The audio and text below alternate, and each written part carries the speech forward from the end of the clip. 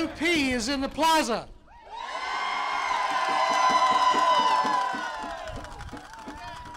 NICET is in the plaza. AFL-CIO is in the plaza. First, I want to talk about our smallest chapter, NISTE. The governor's budget has basically zeroed them out. What that means is he's told them, if you want to continue to survive, do it on ticket sales. They can't do it. Are we going to allow that to happen? Okay, now let's talk for a minute about the so-called Empowerment and Innovation Act. I think it really is thinly disguised as an Endangerment and Injury Act. But what will happen here? What will happen if SUNY is allowed to basically go on its own? Well, first of all, it'll become essentially a private institution. You know, just like a Columbia or a Syracuse University or a Cornell. Not that that's a bad thing for those, but it's a bad thing for us because it takes the public out of public higher education. It takes oversight away, and what's more, it will take away the ability of our kids to achieve an accessible and an affordable education. If we are going to put the burden on the backs of our students, tuition is going to have to go up by at least another 10, 12, 15%. Do we want to see that?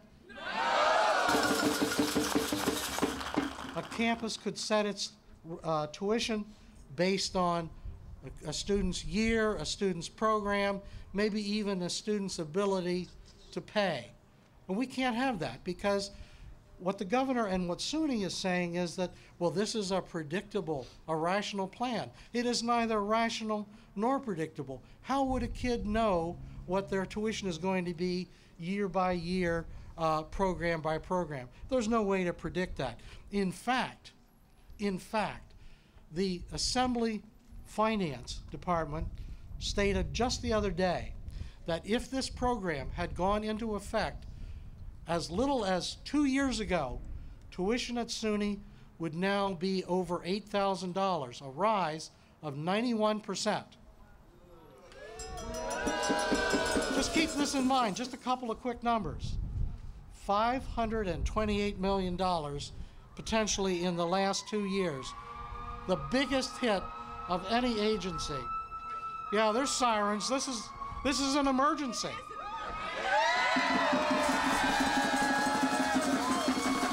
These are hard times, and nobody denies that, least of all the people at the SUNY system who also have families and expenses and know people who are unemployed in their immediate families and in their neighborhoods. No one is being unrealistic. But hard times are a time to invest. To invest it. And what SUNY does every day is it invests in the most valuable resource that the state of New York has, its people, especially its young people who are its future.